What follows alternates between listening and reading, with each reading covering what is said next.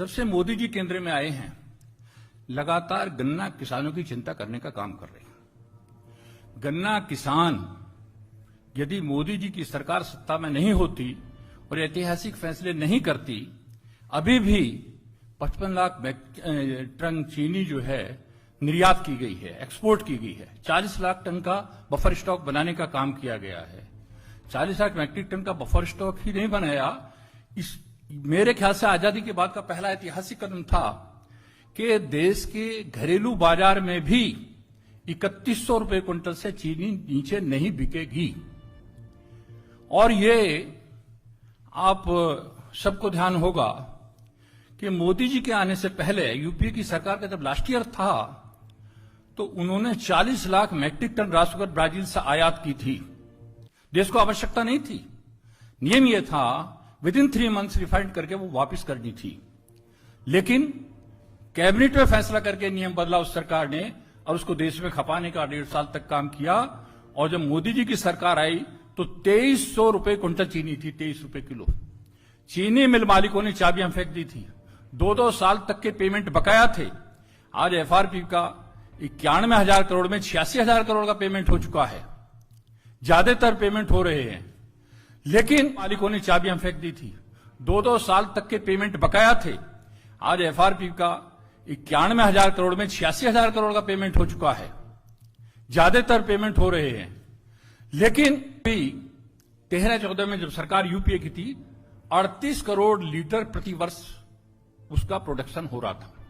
आज इस साल 400 करोड़ लीटर हो रहा है। गन्ना किसानों का गन्ने के रस से सीधा एथेनॉल बने, इसके लिए प्रधानमंत्री जी ने चीनी मिलों को सॉफ्ट लोन के रूप में 4,500 करोड़ का एक पैकेज देने का काम किया। ज्यादातर चीनी मिलें एथेनॉल बनाने का काम शुरू कर दिए हैं। और पहले एथेनॉल केवल मॉलिसस से बनता था, सीरे से बनता था। अब गन्ने के रस से डायरेक्ट एथेनॉल बनने लगा और लक्ष्य है आज करीब 8% से ऊपर एथेनॉल पेट्रोल में मिलने लगा है। प्रधानमंत्री जी का संकल्प है 25 से पहले 20% एथेनॉल पेट्रोल में मिलना शुरू हो जाएगा। जब 20% एथेनॉल पेट्रोल में मिलेगा तो देश के गन्ना किसान का यदि 450 रुपए भी रेट होगा तब भी गन्ना ढूंढा नहीं मिलेगा। ये गन्ना किसानों को बचाने के लिए 3100 रुपए से नीचे घरेलू बाजार में ना मिले और एथेनॉल का प्रोडक्शन बढ़े, उसके लिए मिलों को लगातार मदद करना, सहायता करना, एथेनॉल की प्लांट लगाना और एथेनॉल का प्रोडक्शन बढ़ाना। तो एथेनॉल से जहां एक तरफ किसान को फायदा होगा, वहां देश को भी जो बाहर से तेल आयात किया जा रहा है, अपनी मुद्रा जारी है, ये बचेगी और पर्यावरण का बहुत बड़ा फायदा होने वाला है। क्योंकि एथेनॉल से पंपिंग सेट भी चलेंगे, एथेनॉल से अपने और इंजन भी चलेंगे और एथेनॉल पेट्रोल में मिलाने का 20% तक का प्रधानमंत्री जी ने संकल्प किया है कि हम 25 से पहले 25 तक 20% पेट्रोल में एथेनॉल मिलाने का काम करेंगे। तो इस गन्ने के रस से डायरेक्ट एथेनॉल बनाने का काम भी शुरू हो रहा है। तो गन्ना किसानों का ये जब से मोदी जी की सरकार आई है लगातार किसान हित में कदम उठाने का काम कर रही है।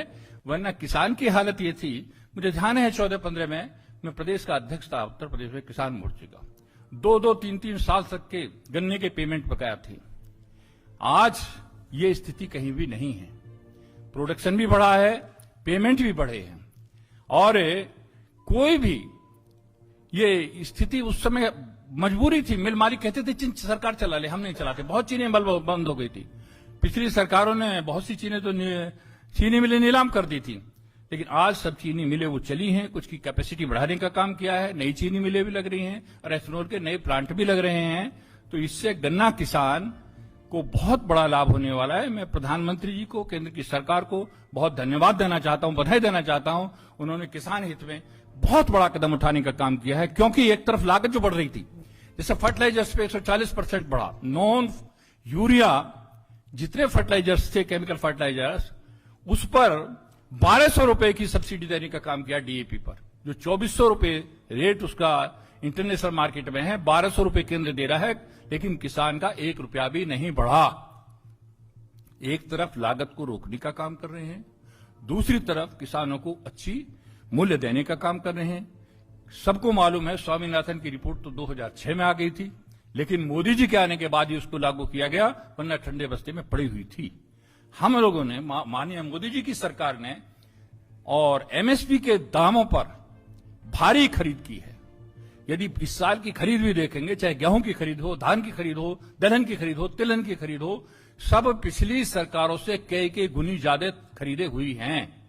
एमएसपी का दाम भी बढ़ाने का काम किया, 1.5 गुना करने का काम किया लागत का, और खरीदारी करने का काम किया, और गन्ना किसानों को लिए ये बहुत बड़ा उपहार देने का काम किया। इसके लिए हम उनको बहुत बधाई भी देते हैं और धन्यवाद भी देते हैं सरकार को। धन्यवाद।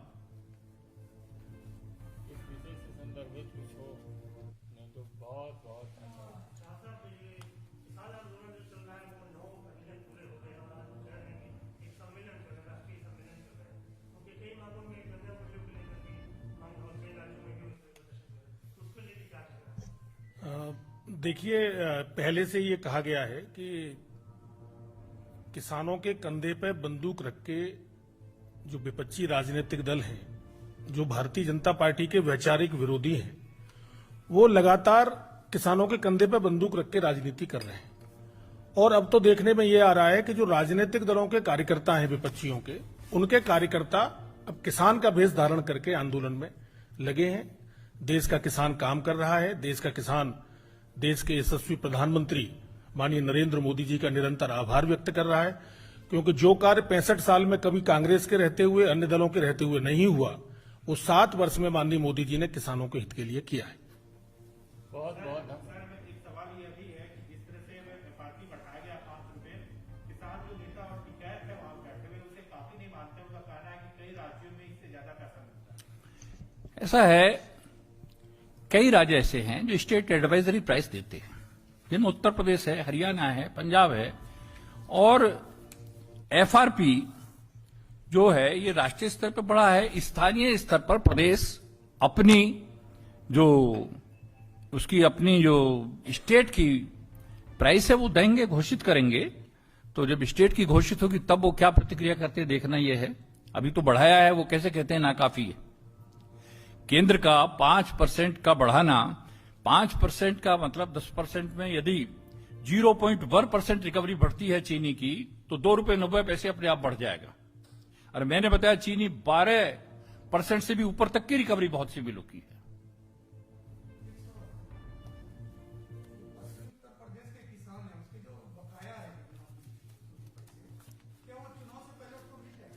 पश्चिमी उत्तर प्रदेश की ही बात नहीं कर रहा, मैं उत्तर प्रदेश की सारे की बात करता हूं।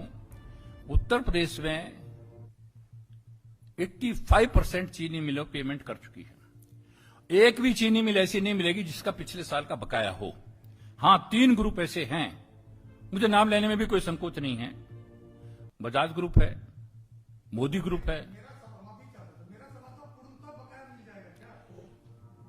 हमें आशा है जो बकाया बचा है कुछ चीनी मिलों का, उन पर सरकार दबाव बना रही है और उनका पेमेंट समय अब हो जाएगा, ऐसी हमें उम्मीद है। बहुत बहुत धन्यवाद।